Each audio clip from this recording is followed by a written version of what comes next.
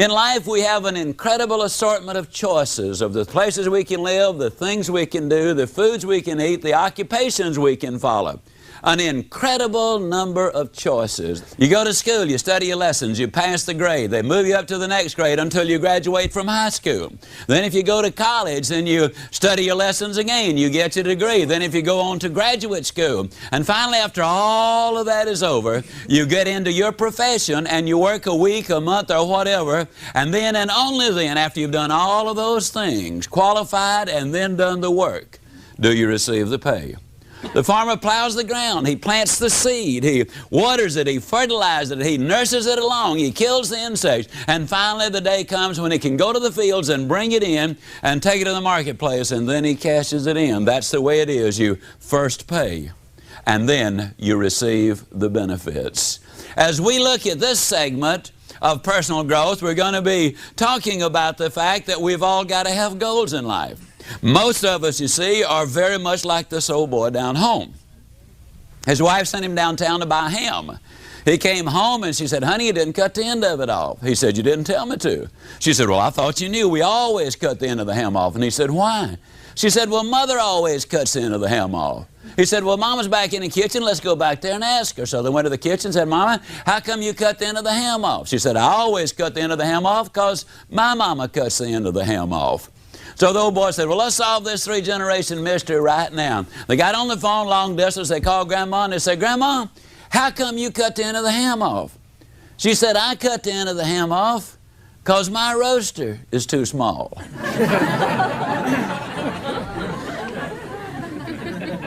Now, Grandma had a reason for cutting the end of the ham off.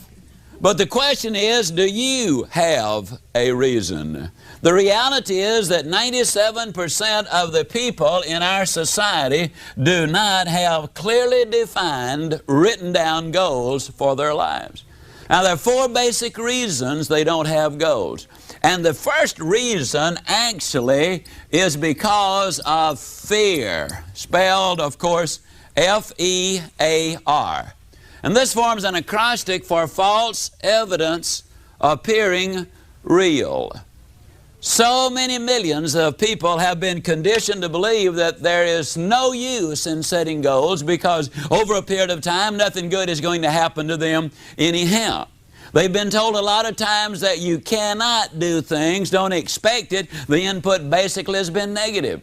Chad Helmstetter, in his book, What to Say When You Talk to Yourself, points out that the average 18-year-old has been told 148,000 times no, or you can't do it. 77% of our self-talk is negative. Dr. J. Allen Peterson, in his book, The Myth of the Greener Grass, points out that one computer study revealed that over 90% of the daily input in our minds is of a negative nature. And so a lot of people, therefore, simply do not set those goals. They've accumulated some false evidence, but it appears real, and they act accordingly. Because if it appears real, as a practical matter, it has the same impact as if it were real. The thing about life, the thing about nature is this. Oliver Wendell Holmes years ago said, "The great tragedy in America today is not the waste of our natural resources, though that is a great tragedy." He said, "The real tragedy is the waste of our human resources. And the average individual will go to their grave with their music still in them." You see, man and nature are 180 degrees apart. We use up nature's natural resources by using them up.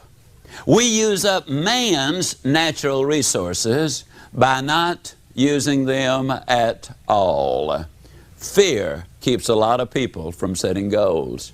The second thing that keeps a lot of people from setting goals is because they have such a poor self-image. They cannot imagine in their wildest imagination them becoming college graduates, getting the superb job, living in the nice home, winning the ideal mate. They cannot imagine themselves being financially successful or secure. Their image simply will not let them get there. Now understand again that we perform in accordance with the image or the picture we have planted in our own mind. Positive thinking will not work for the individual who is negative on himself. You got to have that positive image, that good self-image of yourself. One of the most amazing stories, which I believe really epitomizes what I want to say about this, is the story of Tom Hartman. On January the 28th, 1979, Tom Hartman attended a seminar up in Oklahoma City, Oklahoma. It was an all-day seminar. Later, I got a letter from him. Since then, he and I have become friends. We've corresponded a number of times, visited a number of times. And the gist of the story is this. He attended that seminar that day because his brother had an extra ticket. That was Tom's day off. There were about 1,500 or 1,600 other people there. Tom sat in the very center of the audience. In his first letter to me, he said, you know, Zig, as I sat there, I hadn't been there 3 minutes before I realized I was in the wrong place. You were in front of this audience saying some wild things, like you can go where you want to go, you can do what you want to do, you can be like you want to be. And I thought to myself, oh, brother, is that a bunch of baloney? I'd heard guys like you before. And to be honest, he said, it made me a little uncomfortable, and I looked around for a way for me to easily get out of there in case it got any worse, which is exactly what it did. It wasn't 3 more minutes when you actually had the gall to look at that audience, to all of us, and say, God loves you, and He wants the best for you. And I knew that was a bunch of baloney, and I really looked around for a way to get out, but there I was, stuck right in the middle. 1,500 or 1,600 people, and there was no way I could get up without creating a disturbance. So he said, I looked at my watch, and I just decided I would get out of there at the first break, and that would be the end of that. A few minutes later, you even made some reference to the fact that we were going to be dead longer than we were going to be alive, and therefore we needed to be setting those really long-range goals. Was it long when you had the audacity to say to us that man was designed for accomplishment? He's engineered for success. He's endowed with the seeds of greatness. Now, when you said that, Zig, he said, I looked down and I thought to myself, well, it's at least partially right, because I was looking at a 63 1/2 inch waistline and 407 pounds of bulk. He said, I was coming off a devastating divorce. I had a job only because my employer was my friend, not because I was actually earning the money. Hadn't been to church in many years. I was so broke that every Friday night I was writing a hot check so I could get something to eat, and I would pick it up on Monday morning. This, as I said, was about 10 years ago. And he said, there you were saying all of those things. And I don't really know, Zig, what it was that you said. But somehow or other, something rang a bell in my mind. And I don't know whether it was because of the repetition or because somebody behind me said, that's right, or reinforced you in some way. But I reached over and I got my pen and I started to take notes on my yellow pad. He said, Zig, I took notes all day long. When I got through, for the first time in my adult lifetime, I saw just a glimmer of hope. I so desperately wanted to get your set of tapes on motivation, but I did not have a dime to my name. And my brother, bless his heart, he loaned me the money. I went home that day and I listened to those tapes. That evening, 7 hours. I'd listen to you live 7 hours, now I listen to you 7 hours on tape. The next morning, I came in and the first thing I did was tell my boss that he no longer just had a friend on the payroll, that he now had an employee.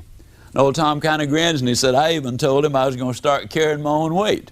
Now he said, Zig, you know, at 407 pounds, that represented a pretty substantial statement. He went over to Oklahoma City University that afternoon and enrolled in a couple of courses in psychology. He was already taking a couple of courses in history, and he decided to switch over so he could learn something about himself and something about his fellow man. The next day he went down to the Nautilus Health Studio. He decided to do something about his miserable physical condition. Then on Thursday he went down to one of the men's stores and laid aside about $700 worth of clothes with a minute down payment. When the owner of the store saw him buying size 47 coats and 39 slacks, he went to him and he said, Mr. Hartman, who are you buying the clothes for? Tom told me, he said, when I told him I was buying them for myself, he looked at me like he thought I was crazy. But I said to him, don't worry about it. I will wear these clothes out of here. Tom Hartman said, you know, Zig, somebody might resist you once or twice or a dozen times. But when you keep telling them that you are important, that you are somebody, that you do have ability, that you can do things with your life, he said, I just believe eventually that it will get through.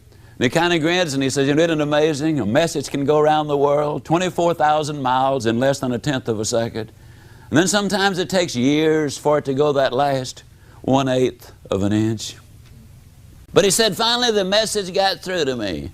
I was listening every day, and as a matter of fact, Zig, he said, I've listened to your tape so much that if you ever get a sore throat, don't you dare cancel the engagement.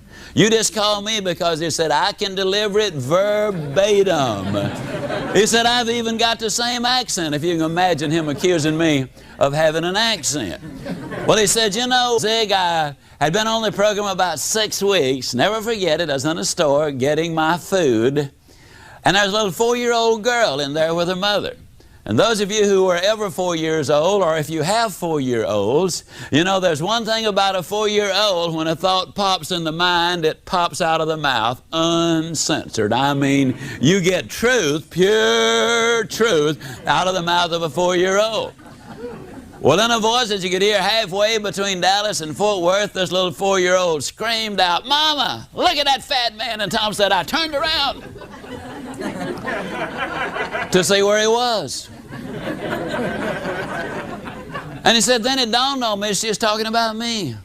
And he said, I thought that was the funniest thing I'd ever heard in my life. He said, I laughed until I literally cried.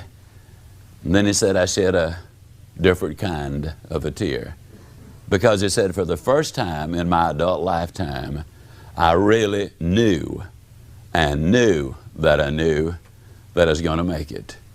He said, that was reinforced about a month later. I'd been to the movie. I was on the way back to my car. I was in no hurry. I had nowhere to go, nothing to do when I got there. And we've all done this as we amble down the street with no direction in mind, no hurry involved. He saw a display in a window. And though he was not really interested in the display, he ambled over and he started looking at it. And Tom said, you know, Zig, I don't know whether I was there for 1 minute or 10 minutes. But he said, all of a sudden I became aware of the fact that I was not by myself. Some big dude was looking over my shoulder, and he said, I whirled around. And of course there was no one there, because Tom Hartman had been looking at his own image, which he no longer recognized.